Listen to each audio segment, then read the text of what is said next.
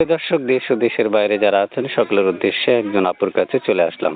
শুনতে চাইবো আপনার মুখে কেন এসেছিলেন প্রতিবেদন। আসসালামু আলাইকুম আপু। ওয়ালাইকুম সালাম ভাইয়া। আপু কেমন প্রতিবেদনে আছেন? কেন আসছে? হ্যাঁ ভাইয়া, ভালো আছি। বলেন কেন আসছেন? ভাইয়া প্রতিবেদনে আসছি যে ভাইয়া সুন্দরবনে একটা মানুষ চাই যে আমার পাশে থাকবে, আমার দায়িত্ব নেবে, সেই কারণে ভাইয়া যে আমার বিয়ে করবে। বুঝতে পারছেন? আচ্ছা আচ্ছা, কি নাম আপনার? আমার দুই বেলা দুই মুঠো খাওয়াইতে পারবে। নাম হ্যাঁ, রাবিয়া। আপনার কি? রাবিয়া। জি ভাইয়া, নাম রাবিয়া। বয়স কত আপনার? বয়স হ্যাঁ। এই 18। 18। আগে বিয়ে হয়েছে? জি না ভাইয়া, বিয়ে হইলে কি আর প্রতিবেদনের সামনে আসতাম? গরিব অসহায় বলে তো প্রতিবেদনের সামনে আসছি। আচ্ছা, আপুর কাছে জানতে চাচ্ছি, আপু আপনার মনের মানুষটা কেমন বয়সী প্রয়োজন? ভাইয়া যে আমার দুই বেলা দুই মুঠো খাওয়াইতে পারবে, সে বয়স্ক হোক আর বাচ্চা হোক আর জোয়ান হোক, আমার সেটা কোনো যায় আসে না। বুঝতে পারছেন? আচ্ছা আচ্ছা, প্রিয় দর্শক শুনতে পেরেছেন আপুর মুখের কথার মধ্যে একটা কথা বলে রাখি, যারা আমাদের কথাগুলো বা ভিডিওটা দেখতে পাচ্ছেন তারা চ্যানেলটা সাবস্ক্রাইব করে পাশে থাকা বেল আইকনটা অন করে দিবেন, আর আগে থেকে সাবস্ক্রাইব করে রাখলে অসংখ্য ধন্যবাদ জানাচ্ছি। আপু শুনতে চাই আপনার এই যে আপনার একটা নাম্বার আছে, এই নাম্বারটা কি আপনার? জি ভাইয়া, এই নাম্বারটা আমারই। আচ্ছা আচ্ছা আচ্ছা, এই যে লাস্টে 81, এই নাম্বারটা কি আপনার?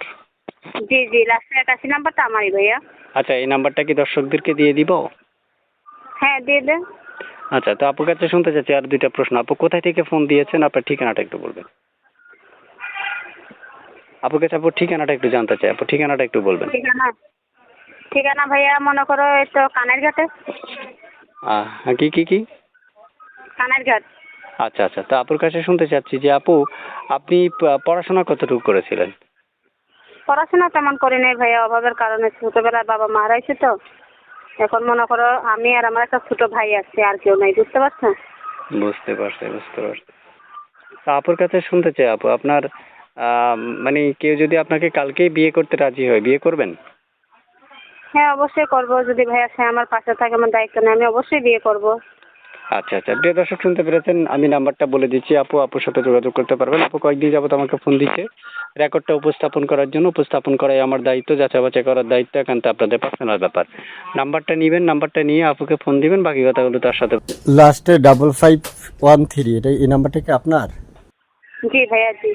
আচ্ছা, প্রিয় দর্শক আপনার এই নাম্বারে ফোন দিলে আপুর সাথে কথা বলতে পারবেন। তাহলে আপু অবশ্যই দর্শকদের কলের অপেক্ষায় থাকবেন, দর্শক আপনাকে জি কল দিবে। তবে অবশ্যই মনে রাখবেন আপু, যে দর্শক আপনাকে ফোন দিয়ে যিনি আপনার দায়িত্ব নিবে, তিনি যদি বলে যে আপনার সিমটা বন্ধ করে দিতে, তাহলে বন্ধ করে দিয়েন। কারণ একজন ভালোবাসার মানুষ কখনো চায় না হাজারটা ছেলের সাথে কথা বলুক। হ্যাঁ, জি জি। ঠিক আছে আপু, ওকে, আল্লাহ হাফেজ আপু, ভালো থাকবেন।